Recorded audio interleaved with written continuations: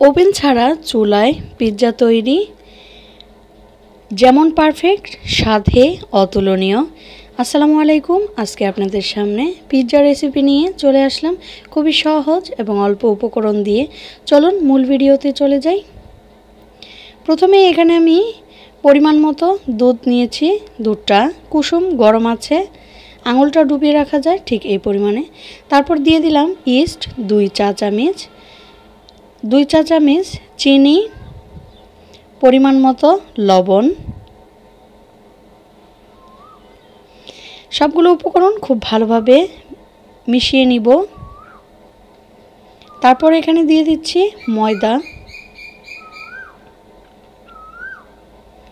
ময়দাটা দিয়ে হাত দিয়ে খুব ভালোভাবে একটা ডো তৈরি করে নিব।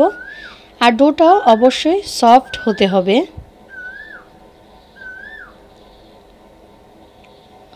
মুখে বলার আসলে কিছুই নেই, আপনারা দেখেই বুঝে নিতে হবে। 10 মিনিট ডোটাকে হাতের সাহায্যে খুব ভালোভাবে মেখে নিয়ে তারপর আমি উপরে একটু তেল হাত দিয়েই মাখিয়ে এবার রেস্টে রেখে দিব। এবার আমি পিৎজার মাংসটা ম্যারিনেট করে নিব। মাংসটাকে কেটে ধুয়ে পরিষ্কার করে দিয়ে দিলাম আদা রসুন, দিয়ে দিলাম লেবুর রস, তারপর দিব স্বাদমতো লবণ, দিয়ে দিলাম সাদা গোলমরিচের গুঁড়া, গরম মশলার গুঁড়া, সয়া সস। এবার হাত দিয়ে খুব ভালোভাবে মেখে মাংসটাকেও আমি রেস্টে রেখে দিব। মাংসটাকে রেস্টে রাখার পর আমি বাকি উপকরণগুলো রেডি করে নিব।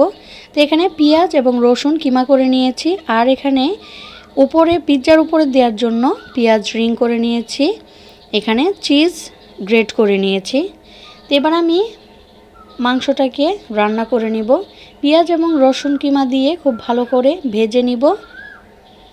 ভাজা হয়ে গেলে এখানে ম্যারিনেট করা মাংসগুলো দিয়ে দিব। খুবই অল্প আছে আস্তে আস্তে করে রান্না করে নিব। তো আমার মাংসটা রান্না করা শেষ। এদিকে পিৎজার ডোটাও কিন্তু ফুলে ডাবল হয়ে গেছে। এবার আবারও 5 থেকে 7 মিনিটের মতো ডোটাকে নেড়ে তারপর যেই পাত্রে আমি পিৎজাটা বসাবো ঠিক ওইটাই ডাইরেক্ট আমি দিয়ে দিয়েছি। বেলাবেলির কোনো কারণ নেই,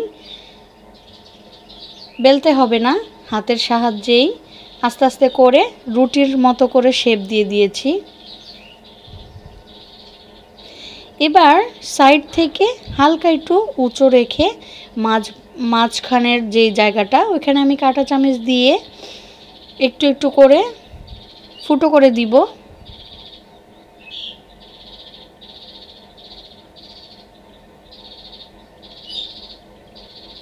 তারপর এখানে আমি সস দিয়ে দিলাম। তো রেডি যে সসটা থাকে আমি ওটাই দিয়েছি। তারপর কিউব করে রাখা যে পেঁয়াজগুলো কেটেছিলাম ওইগুলো দিয়ে দিলাম সাজিয়ে। আমি আমার মন মতো করে নিচ্ছি, আপনারা আপনাদের মন মতো করে নেবেন। তারপর এখানে দিয়ে দিচ্ছি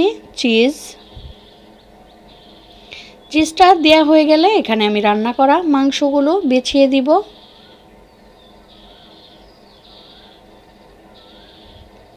মাংস বিছানো হয়ে গেলে উপরে আমি আবারও আরেক লেয়ার চিজ দিয়ে দিব। তারপর দিয়ে দিব রিং করা পেঁয়াজগুলো।